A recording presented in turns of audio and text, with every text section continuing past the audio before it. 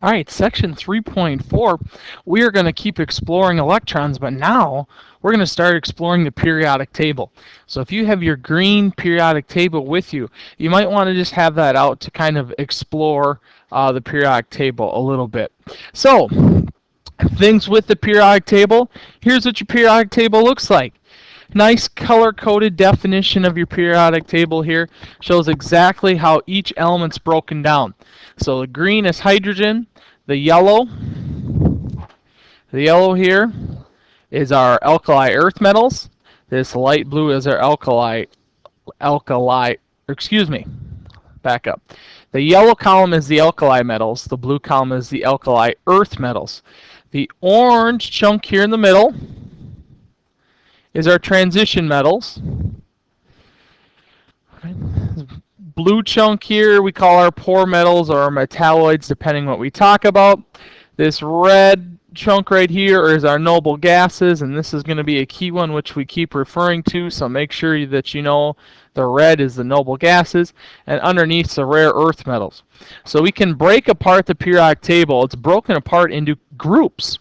Well, who designed the periodic table and how did they design it? Because there are tons of patterns in the periodic table, but how does it exist? So let's take a look. All right, Mendelev. All right, Mendelev is a chemist who kind of has put up with the task of putting together this table of elements, what actually exists for compounds. And when he does it, it's about 1750s. There's only 17 elements that have been discovered at that time. Think about that. He put the table together when there was only 17 elements. There are now 111 elements.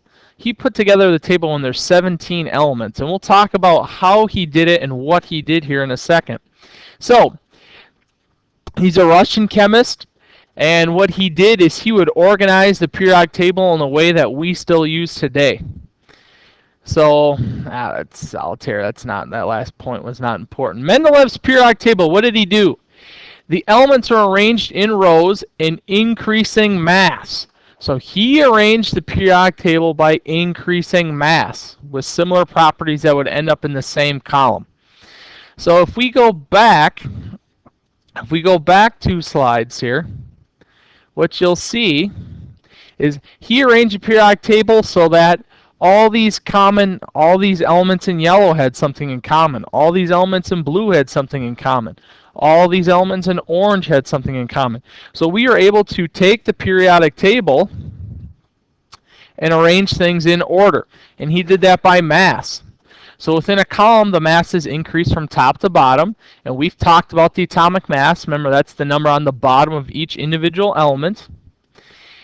And the periodic table is an arrangement of elements and columns based on certain properties, which repeat row to row. That's all the periodic table is. But what Mendelev did outside of arranging the elements by mass is he did something even neater. So here's what Mendelev's original periodic table looked like. Do you see something? Maybe here, here, here, here, here, here. Yeah. What Dmitri Mendelev did was he predicted elements that hadn't been discovered yet, and he predicted the mass of those elements. Now, has this table been revised slightly? Yes, it has, to make it cleaner and sleeker looking. And we've added elements because we've had elements that have been discovered since 1750. But the unbelievable thing that Mendelev did was he predicted elements that didn't even exist. All right, and that's what's amazing, is his table was incomplete. All right, because not all the elements had been discovered, but what did he do? He used his table to predict the properties of undiscovered elements. So not only did he say, I'm going to leave a blank spot on the table because there should be an element here, he also said that this unknown element is going to have properties A, B, and C. How awesome is that? He predicted an element before it was even discovered. That's stinking awesome. So, What ended up being found out then is that as time passed and as his table expanded, as they discovered more elements, they kept filling in the blanks where he was. So, key things to know about Mendelev. He is the founder of the periodic table. He arranged the periodic table by increasing atomic mass, and he left blank spots on his table to predict elements that had not yet been discovered. So those are the three key pieces of Mendelev that you'll want to get down. So if we take a look at what the modern periodic table looks like, a couple facts, and I want to get the picture up here. So the modern periodic table looks like this.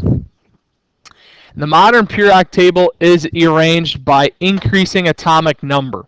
So there have been some changes that have been made. Mendelev created his initial table based off of atomic mass. Now the periodic table is arranged by atomic number. And there are two groupings on the periodic table. There are periods, and periods go side to side. So you can see here every color, red is a period, orange is a period, yellow is a period, green's a period, and you can follow these along with on your periodic table. On the periodic table there are 7 periods because there are 7 rows that go across. And periods share some things in common. Then we have groups, and groups are elements that share things in common going up and down.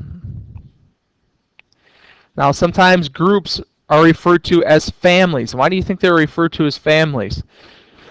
Do you have a lot of things in common with your family? Absolutely.